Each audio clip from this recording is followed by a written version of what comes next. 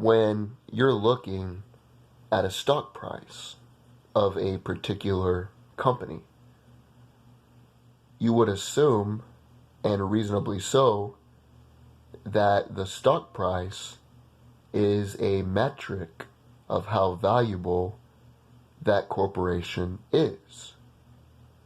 One would assume that if a stock takes off like a rocket ship in 6 months, that the goods or services that that company provides are becoming in higher demand.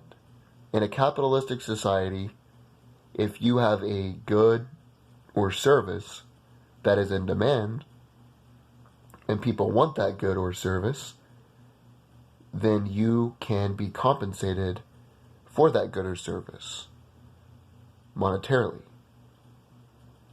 But when you get better financial acumen, when you begin to study the history of the central banks, the Federal Reserve, all of these institutions, you become more astute at understanding the difference between real, tangible worth versus inflated bubbles that are artificially created by these companies. Now, let me explain.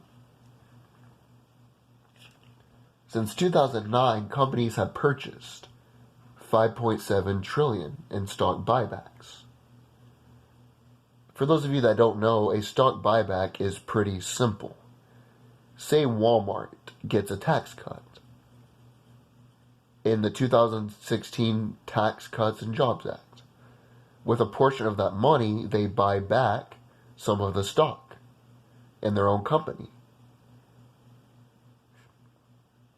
And what this basically means is that they're taking the cash of these shareholders and they're massively overvalued, and it inflates the stocks and creates a bubble.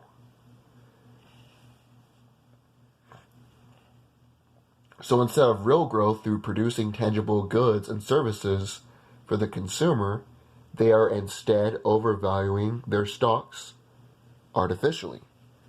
Instead of putting money back into their business for research and development, paying their workers, improving their equipment, technology, so on and so forth, they are buying back a substantial amount of stocks. And then they are taking money that their investors put into those stocks, using that money, cash flow from the investor to the business, and buying back more stocks, which inflates the stock price.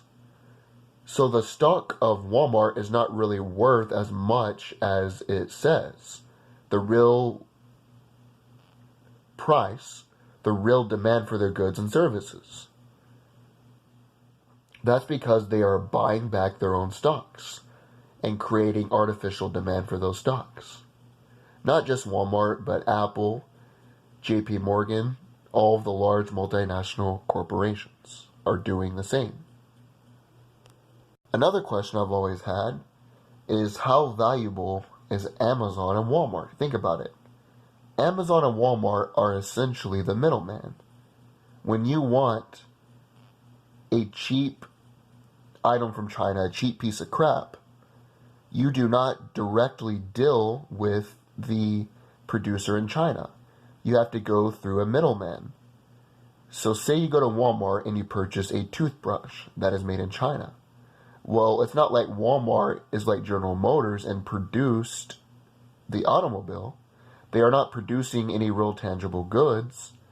They are simply purchasing cheap shit from China, marking it up a little bit, displaying it, putting it in a package, and then you are purchasing that from Walmart.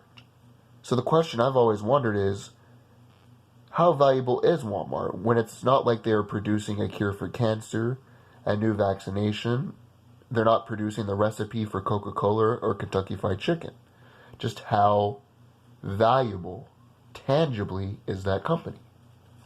And then you factor in that Walmart announced after the Tax Cuts and Jobs Act that it would buy back 20 billion of their stocks. And if you think that's insane, Apple announced plans to buy back 100 billion in stocks.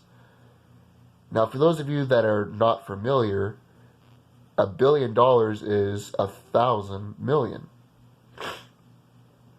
And so the question is, how valuable is Walmart? Considering the fact that they buy back shares of their own stocks, all they really do is become the markup for China, the middleman. How valuable are they? Is the question. And something else that is troubling for Amazon investors, not only are their profit margins very slim, but a new technology is coming out called blockchain. Blockchain essentially is going to be a direct deal between the producer and the consumer. So instead of purchasing a book on Amazon, Amazon gets their cut, the delivery driver gets their cut, every person in the warehouse gets their cut, so on and so forth. Essentially, the author can directly produce the book, make it downloadable through PDF. You send them your credit card information through blockchain, and then you directly download that book onto your device. And so Amazon, being the middleman for cheap shit, is no longer needed. Their stocks that were bought back are going to deflate, and therefore the tangible, real value of their company.